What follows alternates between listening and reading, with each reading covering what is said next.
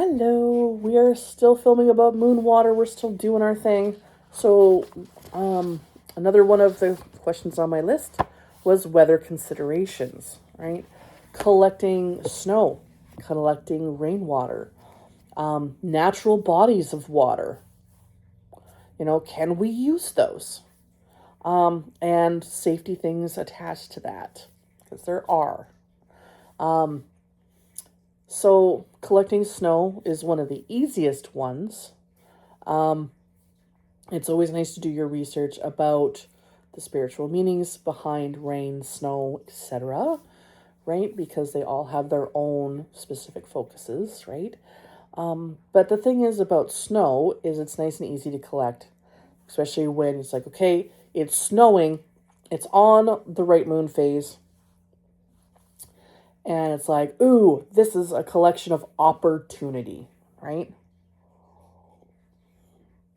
I like collections of opportunity. They can be very potent, they can be very powerful. So, the cool thing about snow is it's already in its perfect form. It's already in the balanced crystals. Every snowflake is unique. It's got all the positivity in it already, which is really neat because when you look at the science behind the moon water and how energy actually does the structure of the water, snow does that naturally all by itself, which is really, really cool. So taking a bowl and writing your intentions and taking some time and placing that underneath the bowl and then letting it collect your snow. And then when you have your snow in your bowl in front of you, repeating it all over again, right? Snow is one of those things where just having the piece of paper on it, you're not advanced setting it. So snow is one of those things where you have to set your intentions while it's sitting in the bowl before it melts. So you've got to work with that. And some people will literally sit with their bowl of snow in a nice warm spot of their house and they will do their intention until that bowl has melted. And then they will jar it up and then they will label it and then they will use it for all the different things they want to use it for. Nothing that you ingest. If you collect snow, you're not going to eat it. There's a lot of pollution in this world, things like that. We do not want to ingest snow. But we can use it for cleansers. We can use it for anointing things. We can use it for washes. We can use it for simmer pots we're not going to ingest. It's really good for all kinds of different things like that. Anything you're not going to ingest. Snow's good. Okay. Now, another good one that I love to do, it's a thunderstorm. It's raining hard and it's a full moon. I am outside in a nice, safe little spot. I've got my bowl that is not metal. It's plastic. And it's sitting out on the table and I'm watching the rain come down. I'm in my sunroom and I'm watching my bowl fill and I am just enjoying that experience. Okay. Some people like to call that thunder water instead of moon water. That's my preference. But the thing is because it's rain, something about rain, that if you're going to do rainwater and you're going to watch it come down and you're going to collect that, once again, you're going to do your intentions with it and you're going to focus with it. But, it is one of the best hair washes I have ever done. I love washing my hair and rinsing my hair at the end with that rain collected moon water. I love it. It's one of my favorite things to use it for. And it just does the whole thing and it feels amazing. And I feel light as a feather for days afterward. I just love it. Once again, though, rainwater, I do not suggest you ingest it. Once again, you just don't know what's in there. And then once you've boiled the water, you've changed all the molecules. So you could purify it, but then you're literally sitting there redoing it all over again. So it doesn't work the same way. And once again, it's one of those things when you're collecting naturally occurring falling snow, rain, whatever, it is a now thing to use. You don't want to keep it in a jar for months and months. It will not last. It will go stale. It's just meant for now. It's meant for the present. It's a gift. So you want to use it as soon as you're ready, like as soon as you can. Because you don't want it to get all stale. It's gross. It smells yucky. We don't like that. So natural occurring waters. That's the other thing. Okay. You're like, well, if I go to a lake, the lake has been under the moon for, days and days and days, so, eons. Can lake water be moon water? Technically, yes. But is it a public lake? Has there been families swimming in it? Because that's all of their intentions, all hanging out in that water. Right? Do you want to use it? You could.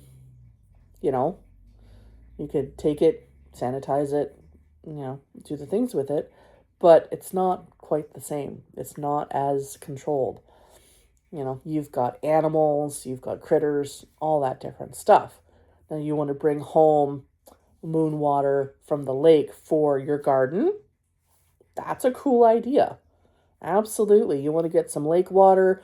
You want to have it take some time, work with your intentions with it for growth, for prosperity, for a good harvest, all that great stuff, and then water your garden with it?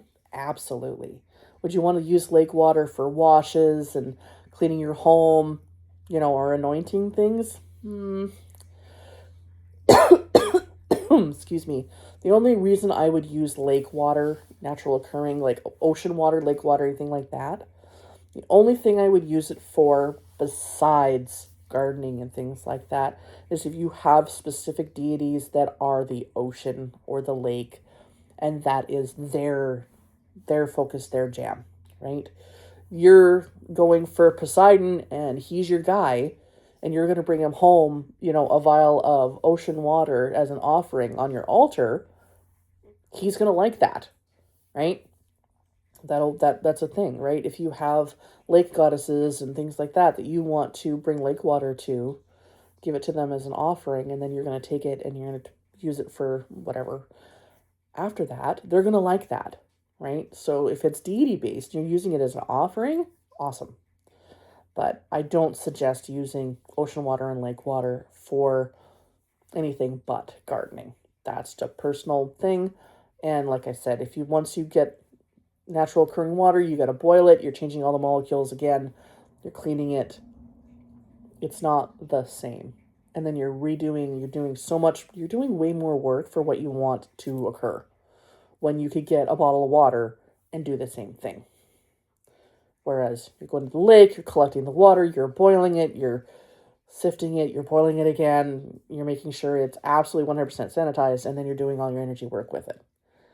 It's a lot more extra steps than what's really necessary. And, maybe that's your jam, but it's also never guaranteed that water is going to be safe to ingest ever. There's never going to be a reason to say, oh yeah, I boiled it 30,000 times and it's safe. Well, it still didn't go through a water treatment plant. So I will never say that any natural occurring water is going to be safe to ingest, ever. You do not want to get sick. It's really hard to focus on your intentions while you're like sitting in the bathroom agreeing, right? So keep that in mind. What else? I think that's it for that topic. The other thing I do enjoy is just standing in the rain. It's no thunderstorm and it's a full moon. And it's just raining. No thunder, no lightning, just gentle rain. And it's a full moon. I will collect that water for a lot of different things, and I'll stand under it. And give gratitude and give thanks for that rain, because man, do I feel like $1,000,000 after that. It's so good. So, yes. Use your water for what you need it for, but think about the safety stuff. Think about what it's for, where it's going, what your intentions for it are before you collect naturally occurring waters and how you want to use it. Okay? So if you have any other questions, please put it in the comments. Like I said, if I haven't addressed it yet, I want to. And I'm going to be going through a lot of my beginner groups and seeing if I find more questions. Because usually every full moon, there's a whole bunch. And I'll have more to write down. So I'm going to keep doing these videos. And hopefully, we can help some people out and help answer some questions. And you guys can do your water rituals with safety and ease. That's the hope. So, once again, if you are interested in the book, it's called The Magic of Moon Water. It is on Amazon. If you're interested in it, it's got some journaling stuff in it as well. Whoops. So you can do your month and you can actually journal about what you did and what you're doing with it. Along with all the little recipes and some moon water spells and that kind of good stuff. It's just a handy tool. Like I said, I might do a second book because there's a lot that I think people would like if I added to this. So it's in my head now. So we're thinking about it. So once again, yes, if you have any more questions, please put them in the comments. If I haven't done a video yet, I will. I'll get there. And yeah, may your path be lit by starlight, friends. Keep your spirits wild. Take good care of yourself. And I just lost my light. So perfect timing. Have a good day.